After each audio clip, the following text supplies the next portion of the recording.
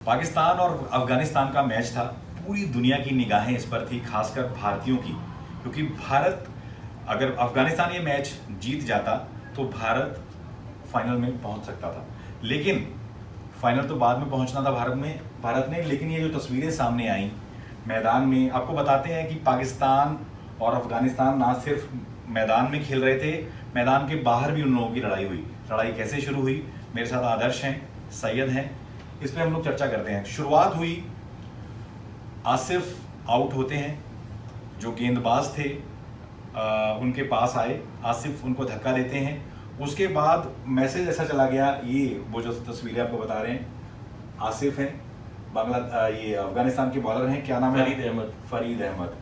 तो आसिफ ने इनको जो है पुश किया। मुझे लगता है कि कई मैच का सस्पेंड ये हो सकते हैं, कई सीरीज ये बाहर हो सकते हैं, क्योंकि आपस में बहस तो ठीक है, लेकिन आईसीसी के जो नियम कहते हैं वो बहुत टफ है। क्या लगता है आदर्श, क्या होगा आने वाले टाइम में? कितना बड़ा बैन लग सकता है इन पे आसिफ पे? सर मेरे ख्याल से तो मैन हैंडलिंग आप नहीं कर सकते हैं। हालांकि फरीद अहमद ने बहुत एग्रेशन में उनके आगे सेलिब्रेट किया था, जिस वजह से इनको गुस्सा आ गया।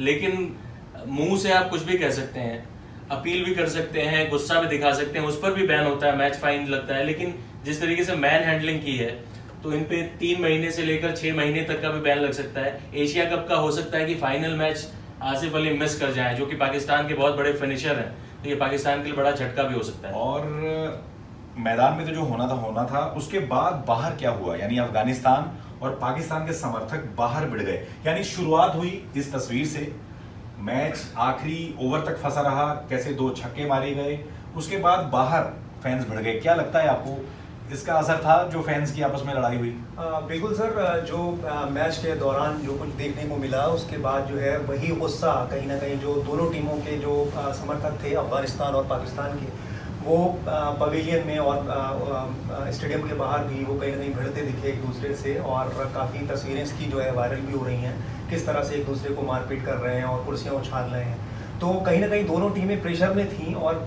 जिस तरीके से जो सेलिब्रेशन किया गया, मैं आपको रोक रहा हूँ, सेलिब्रेशन किया जो इन लोगों ने 6 मारने के बाद, और उकसाया जो अफगानिस्तान के जो लोग थे उनको नीचा दिखाया गया। और कहीं ना कहीं इनके सेलिब्रेशन के पीछे एक और मकसद भी था, वो आज आप बता देते हैं दर्शकों को। वो ये था कि हमने भारत को भी एशिया कप से बाहर कर दिया। बिल्कुल। तो एक बड़ा खतरा था उनके लिए कि भारत अगर फाइनल खेलता तो फाइनल पाकिस्तान के लिए इतना आसान होने वाला नहीं था। अब आसान होगा, क्योंकि इंडिया की टीम थोड़ी ज़्यादा एस्टेब्लिश है, ज़्यादा अच्छा खेलती है फाइनल में।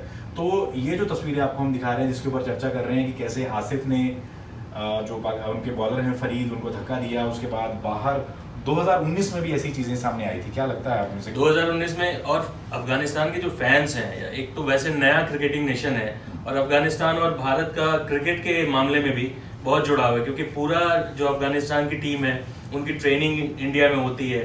देहरादून आपके दिल्ली के मुकाबलों में, तो भारत में ही सारी प्रैक्टिस होती है। इंडियन इंफ्रास्ट्रक्चर से अफगानिस्तान अब दुनिया की कुछ समय पहले तक नंबर 1 T20 टीम भी थी। तो एक मजबूत टीम है, पैशनेट टीम है, और जो फैंस हैं वो भी बहुत ज़्यादा पैशनेट हैं, पठान हैं, लंबे तगड़े हैं। 2019 में आप सही कह रहे हैं कि सिक्योरिटी बुलानी पड़ी थी, काफ़ी तोड़ फोड़ भी की थी इन्होंने, जो कि हालांकि हम उसको बिल्कुल सही नहीं ठहरा सकते। 2019 के वर्ल्ड कप मैच की बात होती है, जब अफगानिस्तान बहुत ही करीबी मामले में मैच में हार गया था। जैसे कल मैच हारा, अफगानिस्तान भले मैच हार गया लेकिन उसने दिल जीते, जिस तरीके से फाइट दिया। मुझे लगता है पाकिस्तान का जो अहंकार था, घमंड था, वो टूटते टूटते बचा। क्योंकि अफगानिस्तान के पास जो इस वक्त बॉलिंग अटैक है, जो राशिद खान है, उनसे अच्छा मुझे लगता नहीं इस समय कोई स्पिनर है। बिल्कुल, इनफैक्ट नबी भी, और नबी स्पिनर शानदार है। आईपीएल में भी ये लोग खेलते हैं, और जो भारतीयों के दिलों में पहले ये लोग बसे हुए हैं, और भारत के साथ जो उनका करीबी रिश्ता है, जो इंडिया उनकी मदद करता रहा है, तो कहीं ना कहीं पाकिस्तानी समर्थकों को, पाकिस्तान को ये लग रहा था कि उन्होंने एक तीर से 2 शिकार किए हैं। तो ये मुझे लगता है पाकिस्तान क्रिकेट की तरह क्रिकेट नहीं खेलता है, कुछ सीखना चाहिए भारतीय टीम से। हमने कई बार पाकिस्तान को हराया, लेकिन हम इस तरह से सेलिब्रेट नहीं करते। मतलब ये इसको सेलिब्रेशन नहीं कह सकते, आप ये उकसा रहे हैं। इसमें खास बात यह है कि अगर पाकिस्तान जो है ये मैच हार जाता तो वहाँ पर जाहिर सी बात है टीवी फूटते। और कहीं ना कहीं ये जो मैच हुआ इस दौरान जो है वो समर्थक आपस में भिड़े, एक दूसरे से उन्होंने मारपीट करी, और ये तस्वीरें जो है वायरल हुई। तो दोनों तरफ से मतलब हिंसा ही देखने को मिलती है इस मैच। बिल्कुल सही कहा कि पाकिस्तान में टीवी टूटते हैं। और लेकिन मुझे लगता है Afghanistan as a nation cricket खेल रहा है, तो आने वाले समय में उनको भी थोड़ा सा मैच्योर होना पड़ेगा। बिल्कुल, खासकर दर्शकों को, क्योंकि आप मैच हारने के बाद ये नहीं कर सकते कि आप कुर्सियां तोड़ रहे हैं। हाँ। हमें आज भी याद आता है 1996 का वो वर्ल्ड कप जब भारत श्रीलंका से हारा था और कोलकाता में दर्शकों ने एक तरह से आग लगा दी थी, सीट्स को उखाड़ दिया था। विनोद कांबली का वो रोना, मुझे लगता है उनके करियर का वो जो रोना है, आज भी वो तस्वीरें अगर निकाल के देखी जाएं तो विनोद कांबली का करियर कह रहे हैं वहीं एंड हो गया था। बिल्कुल, जिस तरीके से भारतीय टीम सेमीफाइनल जीतने की ओर बढ़ रही थी, एकाएक क्या होता है कि सचिन तेंदुलकर आउट होते हैं, उनको स्टंप किया जाता है कालू वितरना के द्वारा। उसके बाद इंडियन टीम कोलैप्स कर गई, कई आरोप लगे, मैच फिक्सिंग के आरोप लगे, क्योंकि उसी टीम में अजय जडेजा खेल रहे थे, मोहम्मद अजरुद्दीन खेल रहे थे, जिनके ऊपर बाद में जाके आरोप लगे। तो वो तो 1996 की हम बात कर रहे हैं, लेकिन भारतीय दर्शकों ने उसके बाद बहुत सीखा, मैच्योरिटी आई। बीसीसीआई की तरफ से मैसेज जारी किया गया था कि ये एज ए इंडियन क्राउड हम इसको मतलब या तो बैन कर देंगे, यहाँ कभी क्रिकेट नहीं होगा। तो मुझे लगता है ऐसा टफ मैसेज आईसीसी को, अफगानिस्तान क्रिकेट बोर्ड को, अफगानिस्तान के जो बड़े प्लेयर्स हैं राशिद खान वगैरह, सब लोगों को आगे आके अपने देश के क्रिकेट प्रेमियों को बताना पड़ेगा कि भैया ऐसे मत करिए। और खासतौर से आसिफ अली और पाकिस्तान को भी कहीं ना कहीं ये मैसेज, मतलब ये एक तरह से लग रहा था ये मैच नहीं है, ये लोग जंग लड़ रहे हैं, जंग लड़ रहे हैं। बिल्कुल, क्योंकि इनके दोनों देशों के संबंध अच्छे नहीं है। अफगानिस्तान और भले वहाँ पे अभी तालिबान की हुकूमत है, लेकिन अफगानिस्तान और पाकिस्तान के संबंध बहुत ही खराब दौर से गुजर रहे हैं।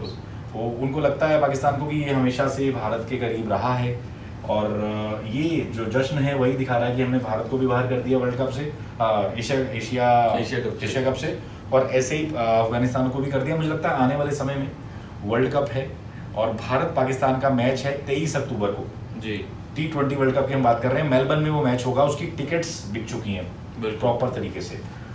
लेकिन इस तरह की तस्वीरें हम नहीं चाहेंगे कि ये सामने आए और दर्शक ऐसी तस्वीरें देखें। मुझको लगता है कि अब इंडिया पाकिस्तान की जो राइवलरी है, चिर प्रतिद्वंदी जो कहा जाता है इनको, अब अफगानिस्तान और पाकिस्तान की राइवलरी उससे थोड़ी ज्यादा, क्योंकि ये लोग सिर्फ मैदान पर ही नहीं, मैदान के बाहर भी ये राइवलरी दिख रही है।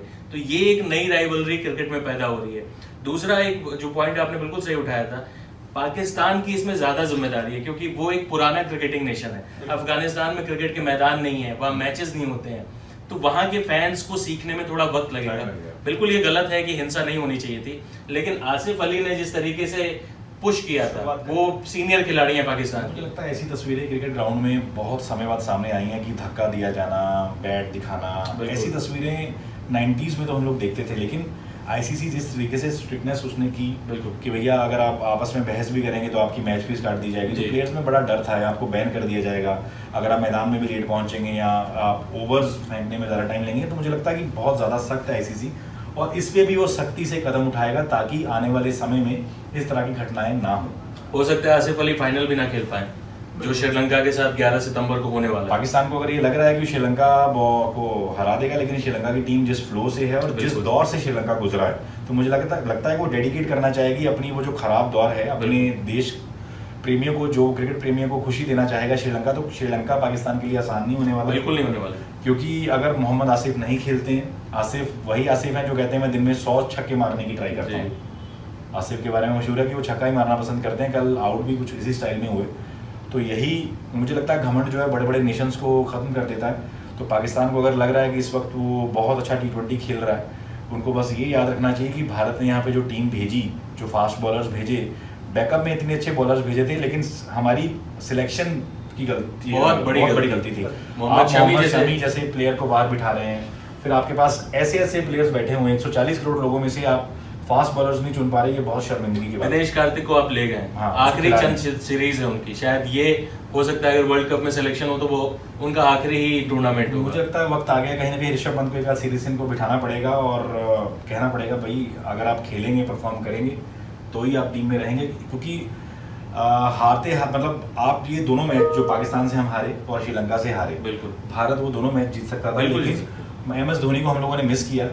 क्योंकि MS धोनी जैसा दिमाग मुझे लगता है कि अभी वाली टीम मिस कर रही है। भले वो कैप्टन नहीं थे, लेकिन जब तक वो खेल रहे थे विराट कोहली के हमेशा इर्द गिर्द रहते थे। कहीं ना कहीं मुझे लगता है विराट कोहली भी मिस हो रहे हैं, मतलब वो एज ए सीनियर मेंबर अपना रोल आप सही कह रहे हैं, नहीं निभा पा रहे हैं। वो फील्ड में खड़े हैं, वो स्क्रीन पे दिखता भी है कहीं ना कहीं आगे, मतलब वो बताना सीनियर प्लेयर के नाते कि भैया मैं पूर्व कैप्टन रह चुका हूँ, इससे बॉलिंग कराओ, इससे मत कराओ, हुडा को यूज करो, दीपक हुडा का यूज ही नहीं हो पा रहा। शायद वो थोड़ा एक डिस्कनेक्ट महसूस कर रहे हैं। और अभी कुछ दिनों पहले उन्होंने कहा भी था कि जिस मेंटल दौर से वो गुजरे थे, एक डिप्रेसिंग दौर से गुजरे थे, या अभी जो उन्होंने कहा कि जब वो टेस्ट कप्तानी जब उन्होंने छोड़ी थी तो सिर्फ MS धोनी का मैसेज आया। तो ये एक चीज भी बताती है कि वो पूर्व खिलाड़ियों के बारे में भी बात नहीं कर रहे हैं, वो टीम मेंबर्स के बारे में बात कर रहे हैं। लेकिन मेरा आदर्श ये मानना है कि जब आप फील्ड पर हैं और देश के लिए खेल रहे हैं तो आपको ये सारी चीज़ें दरकिनार हो जानी चाहिए और आपको पूरा कमिटमेंट के साथ जो है वो खेलना चाहिए। शायद वो चीज़ उसकी कमी कहीं ना चलिए कहीं दर्शकों को हम बता देते हैं